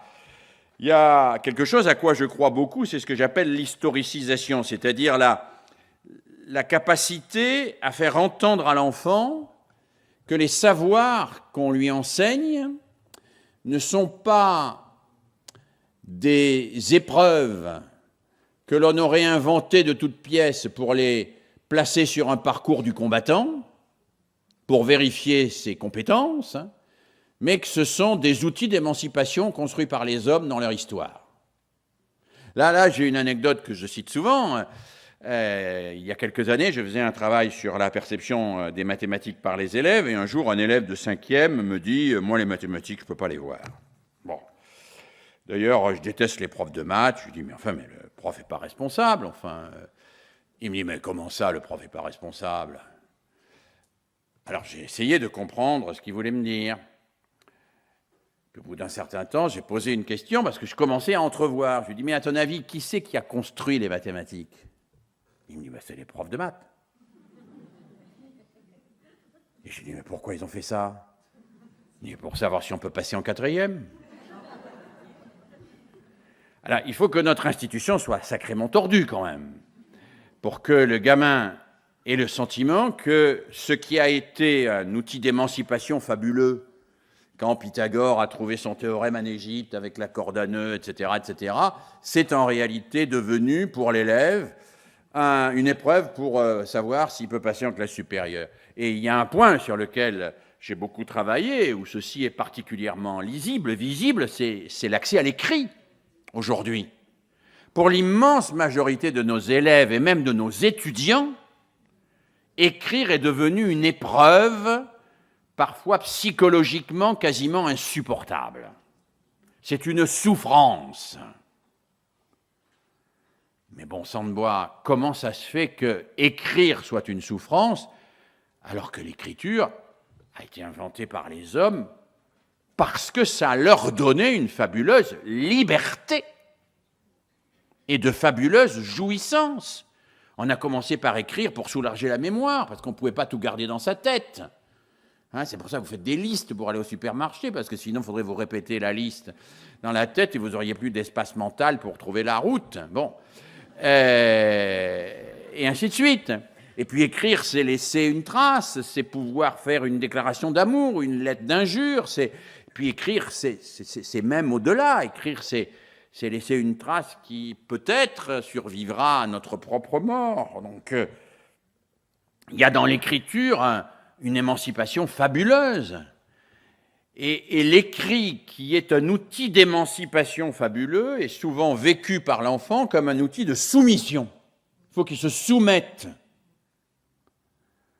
Oui, à certains égards, c'est vrai qu'il faut qu'il se soumette, mais il faut qu'il se soumette pour accéder à du plaisir, à de la liberté. Parce que c'est fabuleusement rigolo, intéressant d'écrire. Parce que ça me donne des possibilités infinies de garder des choses, de les travailler, de les améliorer, et qu'avec ça, je peux faire des jeux, je peux faire des tas de trucs, mais je peux aussi, avec l'écriture, communiquer avec des gens à distance, et c'est fantastique, etc. Et ce fantastique-là, tout ça, ça a disparu aujourd'hui, pratiquement pour une grande partie des enfants. C'est devenu une épreuve insupportable. Alors évidemment, redonner au savoir humain leur aspect d'émancipation est au cœur de notre éthique enseignante. De la même manière que faire de la démonstration le cœur de notre propre enseignement. À l'école, on justifie. À l'école, on démontre. Il n'y a pas à l'école de savoir arbitraire. Déjà, Ferdinand Buisson, le penseur de Jules Ferry, l'auteur du grand dictionnaire d'instruction publique, de pédagogie et d'instruction primaire, disait la leçon de choses, ça sert à ça. Si le maître amène dans la classe un faisan, un paillet ou une balance Roberval, c'est d'abord pour pas que les enfants aient à le croire sur parole. C'est pour qu'ils voient, qu'ils touchent, qu'ils fassent, qu'ils comprennent comment ça marche. Parce que ça les fait penser. Je ne vais pas leur demander de croire, puisque moi, je dois leur enseigner des savoirs. Si moi, qui dois leur enseigner des savoirs, je leur enseigne mes savoirs comme des croyances, je fais fausse route, disait Buisson.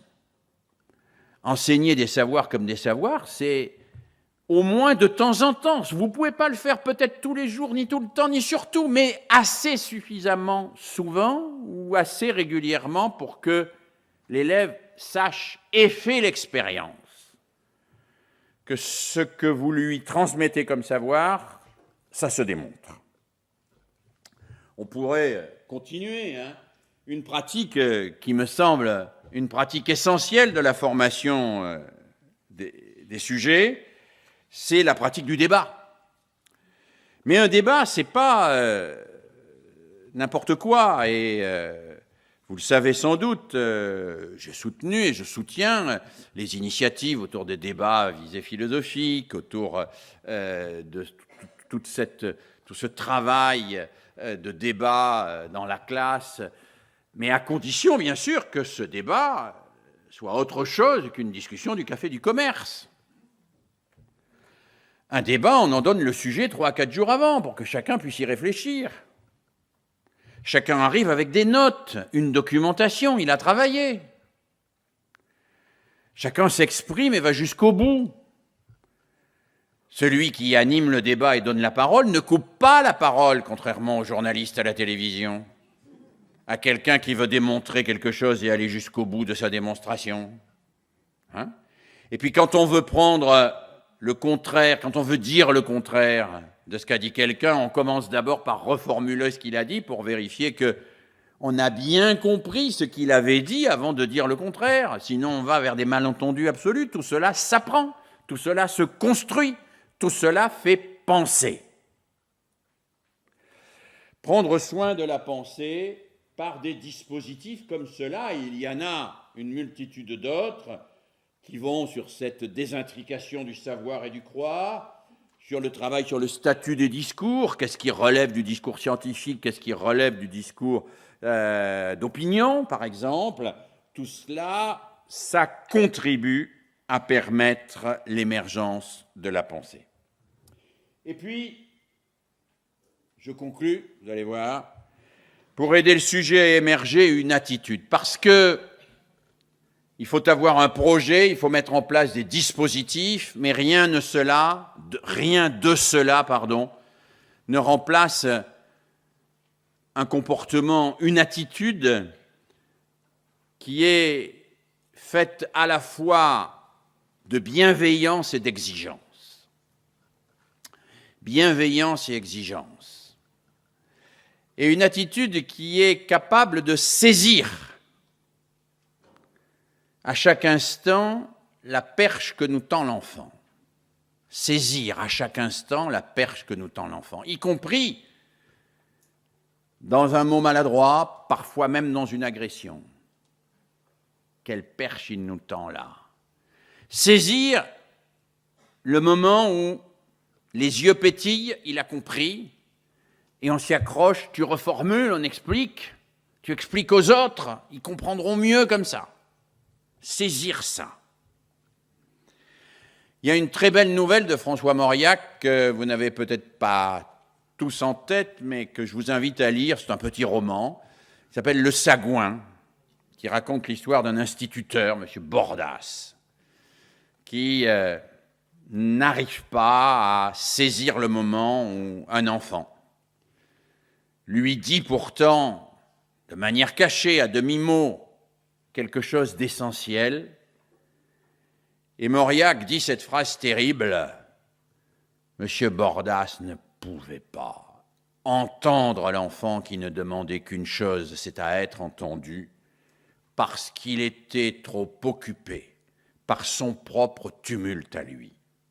Il n'avait pas cette disponibilité à l'enfant. Oui, une attitude qui consiste à faire taire notre propre tumulte et à se rendre disponible à l'appel de l'autre. C'est cela l'éthique, sous toutes ses formes.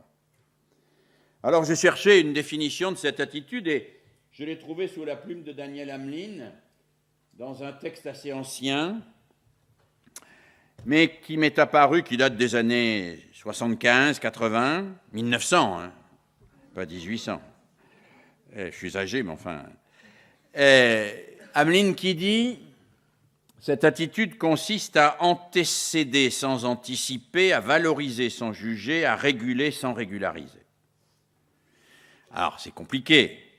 Antécéder sans anticiper, c'est être là pour accueillir ce qui va se présenter sans le prévenir au point qu'il n'y ait plus rien à faire. C'est-à-dire accueillir, savoir accueillir sans dire « je sais ce que tu vas dire ». Ou c'est encore une connerie, comme d'habitude. Hein? Ou bien « ah, la petite Sarah, toi qui as toujours la bonne réponse ». Hein? Antécéder sans anticiper pour accueillir, y compris l'imprévu. Valoriser sans juger, c'est suspendre le fonctionnement spontané des stéréotypes et des catégories pour permettre à l'interlocuteur d'être entendu pour ce qu'il dit et non d'abord pour ce qu'il représente. Voilà quelque chose de très important. Être entendu pour ce qu'on est et pas pour ce qu'on représente. Les stéréotypes là-dessus sont forts et nous imprègnent. Et enfin, réguler sans régulariser, c'est éviter d'engluer l'interlocution dans les pièges de la dépendance affective, je veux que tu m'aimes, mais sans pour autant interdire aux affects de s'exprimer parce que il n'y a pas de possibilité de suspendre à l'affectivité. Elle est là. Mais il faut la mettre à distance. Cette attitude, c'est celle que nous tentons d'avoir dans nos classes, c'est cette attitude de l'éthique qui permet à l'élève de devenir un sujet. Alors j'avais prévu de récapituler tous mes points en 2 tableaux que je ne vous présente pas, parce que je n'en ai pas le temps, mais ça n'a aucune importance. Si vous le souhaitez, vous les trouverez sur mon site. Je tâcherai d'y mettre aussi le diaporama que je vous ai présenté aujourd'hui. Et je voudrais, face aux difficultés des éducateurs et aux enjeux sociétaux, ne pas conclure trop vite et ne pas conclure ni de manière trop optimiste ni de manière trop pessimiste dans cette période qui plus est un peu particulière de notre vie sociale et politique nationale. Je ne sous-estime pas les difficultés de notre institution. Je sais les angoisses de beaucoup d'enseignants.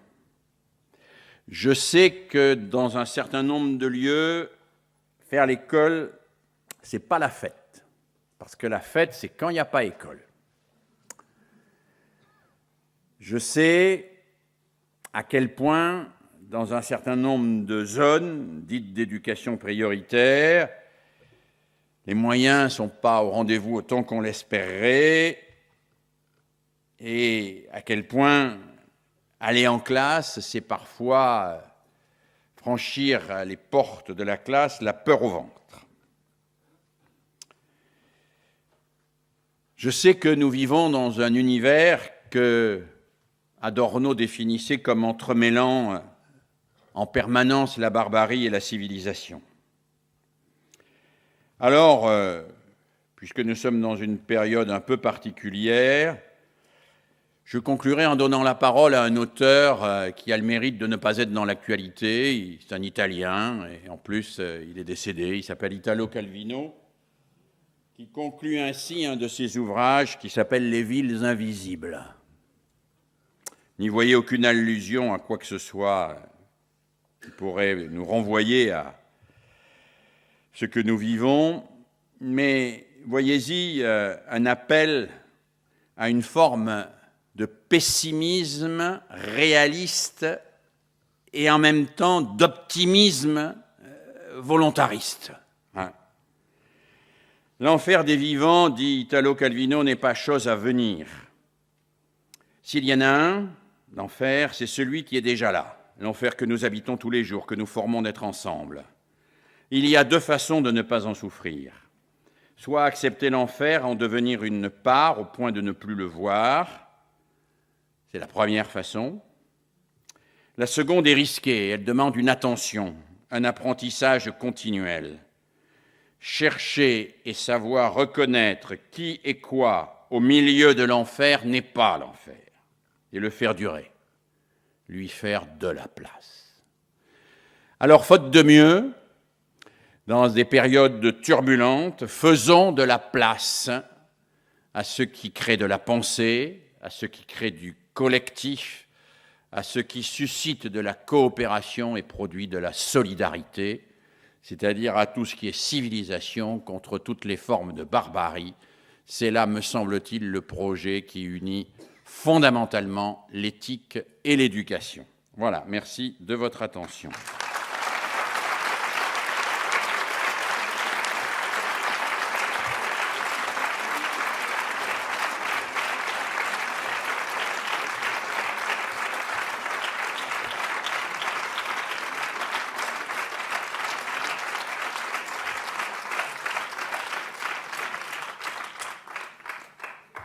Il nous reste quelques minutes, donc nous pouvons prendre un peu de temps pour débattre, pas nécessairement pour que je réponde à des questions, mais pour que vous puissiez vous exprimer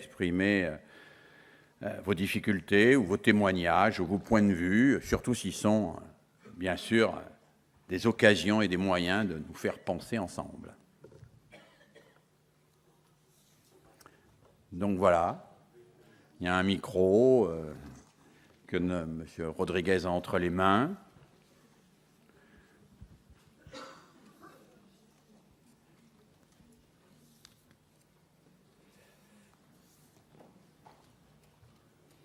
N'hésitez pas, ça peut être aussi des questions, hein, je ne veux pas vous brider non plus. J'ai pris le parti d'un exposé un peu original qui ne reprenne pas des choses que j'avais pu déjà écrire dans mon ouvrage sur l'éthique, et puis qui essaye de s'enraciner aussi dans les difficultés que nous vivons, mais les difficultés sont des occasions de progresser, ce ne sont pas que des contraintes. Est-ce que quelqu'un veut intervenir? Oui, oui. Merci. Monsieur Mergueux, nous en avons parlé tout à l'heure. Et que pensez-vous du classement qui place Singapour en première position et la France en 50e position? Alors, il s'agit du classement dit PISA, PISA, ça n'a rien à voir avec les pizzas italiennes, mais c'est à peu près aussi discutable en termes de goûts et de couleurs. Non, le classement PISA évalue la capacité à remplir les tests de PISA. Voilà. Qu'est-ce qui se passe à Singapour? Qu'est-ce qui se passe à Shanghai? Qu'est-ce qui se passe en Corée du Sud? Eh bien, on a des enfants qui sont soumis en permanence à une espèce de dressage méthodique pour remplir des QCM. Vous avez des films sur l'éducation en Corée, vous voyez des amphis de 200 élèves de 6 ans, de 7 ans, de 8 ans, qui répondent à des grands QCM, qui font en permanence des concours pour être les meilleurs, on leur distribue des coupes en mathématiques, etc. Et ce sont les tests PISA. Donc dès lors que vous formez les gens à réussir au test PISA, ils réussissent au test PISA. Non. Donc les tests PISA montrent d'abord cela, montrent d'abord qu'il y a des pays qui font de l'entraînement systématique au test. Mais ce n'est pas aussi simple, parce qu'un pays comme la Finlande a longtemps été en tête des tests PISA, c'est plus tout à fait le cas aujourd'hui, elle est descendue à la 2e place ou 3e place, mais c'est pas, elle reste très bien placée, alors qu'elle ne fait pas cela. Elle a même un système radicalement opposé, avec une marge de liberté considérable laissée aux élèves, etc. Alors, le résultat des tests ne nous dit pas grand-chose. En particulier, le résultat des tests ne nous dit pas s'il vaut mieux une école à la coréenne ou une école à la finlandaise. S'il vaut mieux une école où les élèves passent leur temps à remplir des QCM ou une école où les élèves ont une demi-journée par semaine d'ébénisterie mécanique, y compris pour les filles, et une demi-journée par semaine de couture-cuisine, y compris pour les garçons, sans notes, ni quoi que ce soit. Donc, ce que nous disent les tests PISA, c'est que, d'une certaine façon, la nature des systèmes éducatifs, nous avons à la choisir sans nous river sur le modèle représenté par un certain nombre de pays asiatiques, mais en regardant un peu plus largement, même si ma conviction, c'est que le modèle finlandais n'est pas transposable en France. parce qu'il y a des histoires différentes, parce qu'il y a des contextes différents, etc. Mais alors, ce qu'il y a de plus intéressant peut-être dans le test PISA, ce n'est pas le classement des pays, d'autant plus que d'une année à l'autre, enfin c'est tous les 2 ans PISA, mais tous les 2 ans, le nombre de pays qui concourent change, donc les classements dans ces cas-là n'ont pas beaucoup de signification, être à telle place ou à telle autre, puis il faut voir, ce sont des places qui sont elles-mêmes construites sur des moyennes, donc il faut séparer chacun des items, etc. Donc ça n'a pas une signification très forte. En revanche, il y a des éléments très intéressants quand on compare nos résultats tous les 2 ans. Et en particulier quand on s'aperçoit que le système français creuse les inégalités. Et que de test en test, on ne peut pas dire que les élèves baissent, on peut dire que l'écart entre les 20% d'élèves l'écart meilleurs et 20% d'élèves moins bons, meilleurs. Pour vous donner une indication de type général, entre le décile supérieur et le décile inférieur, c'est-à-dire, on va dire plus simplement les 10% les meilleurs et les 10% les moins bons, à âge égal, il y a l'équivalent de 4 à 5 années de scolarité. 4 à 5 années de scolarité. C'est-à-dire que sur un élève de 15 ans, puisque les élèves de PISA sont les élèves qui ont 15 ans dans l'année, on pourrait dire que certains sont en quelque sorte en terminale, alors que d'autres, 5 ans, sont encore en CM1. C'est-à-dire que l'écart, il est là. Et cet accroissement des inégalités ne peut pas ne pas nous poser problème. De la même manière que nous pose problème un certain nombre d'autres indicateurs. Par exemple, la France est un des pays, peut-être le pays où les tests PISA montrent qu'il y a le plus de temps perdu à faire de la discipline en classe,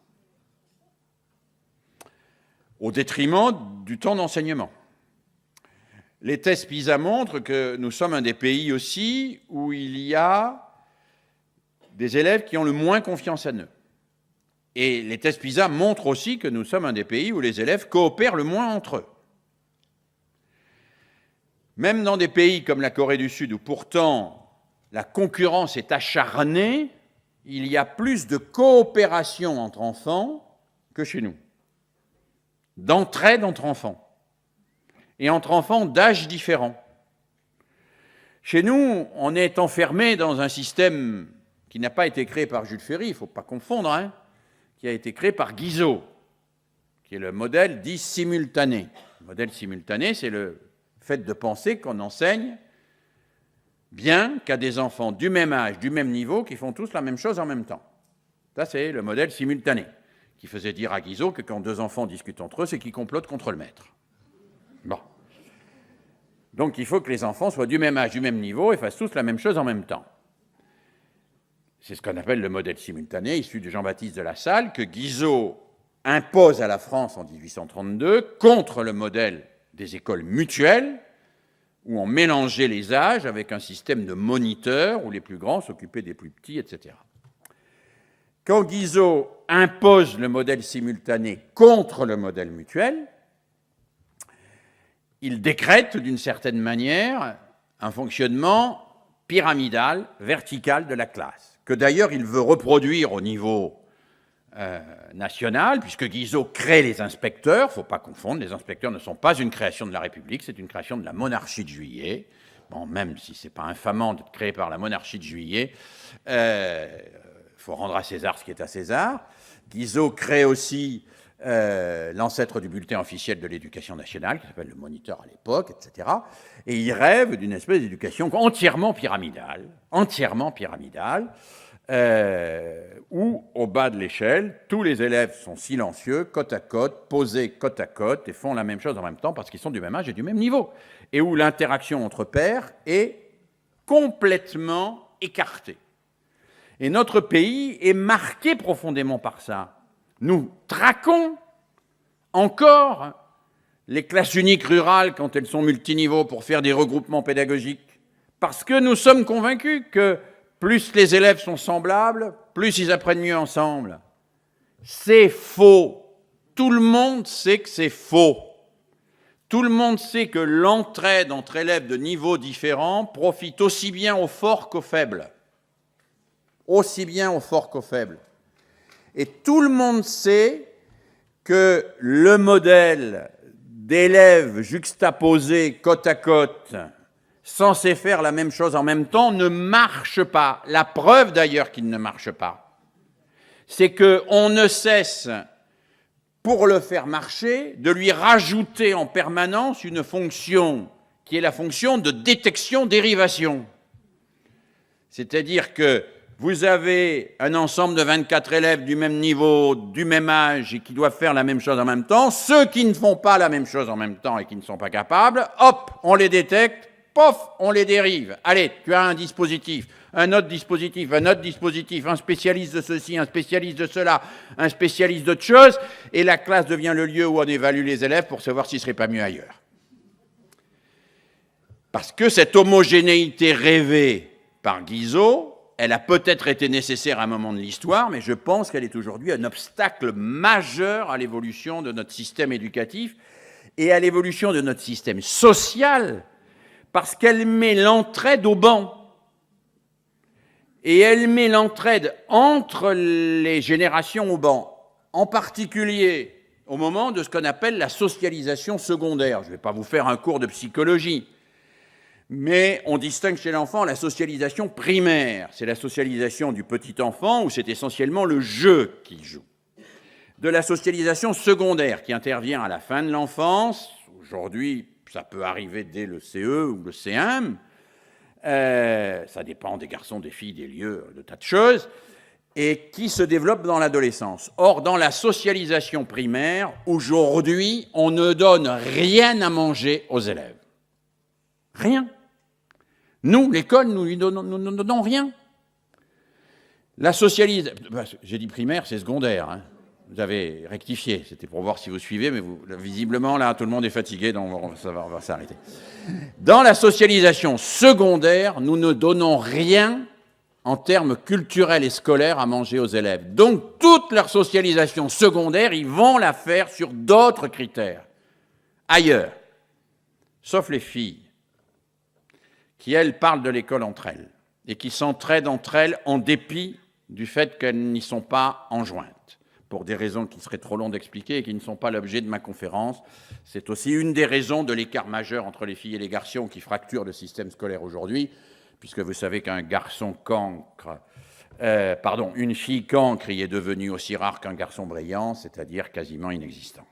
Hein, puisque globalement, l'écart entre les garçons et les filles, c'est ce que les statistiques de PISA montrent très bien aussi, ne cesse de grandir au profit des filles et évidemment au détriment des garçons.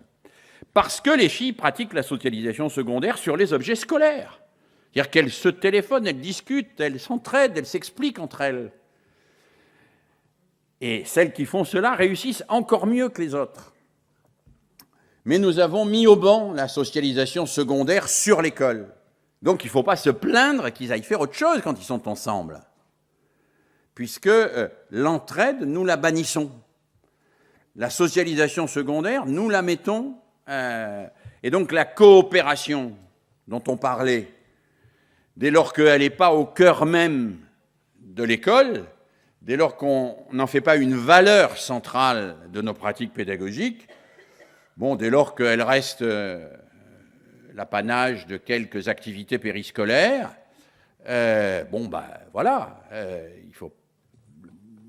les élèves restent enfermés dans l'individualisme et évidemment ne profitent pas des effets bénéfiques au plan intellectuel de cet apprentissage de l'interaction entre pairs, tout à fait essentiel pour leur développement. Je m'arrête, je pourrais parler très longuement sur cette question. Donc PISA nous apprend plein de choses dès lors qu'on sort d'une vision un peu quantitative du classement. Et PISA nous montre des défauts de notre système. Et à ce titre, il faut regarder cela, alors pas totémiser PISA, mais regarder et analyser ces résultats d'une manière fine pour essayer de progresser collectivement dans nos objectifs et nos ambitions. Voilà, je m'arrête là. Oui. Compte tenu de l'heure, compte tenu de la fatigue visible de vous et de moi, je vous remercie infiniment. Je remercie particulièrement l'atelier Canopée de l'organisation de cette journée. J'en félicite chaleureusement son directeur. Et je remercie évidemment tous les partenaires. Je vous demande d'applaudir les organisateurs parce que c'est eux qui ont tout le mérite.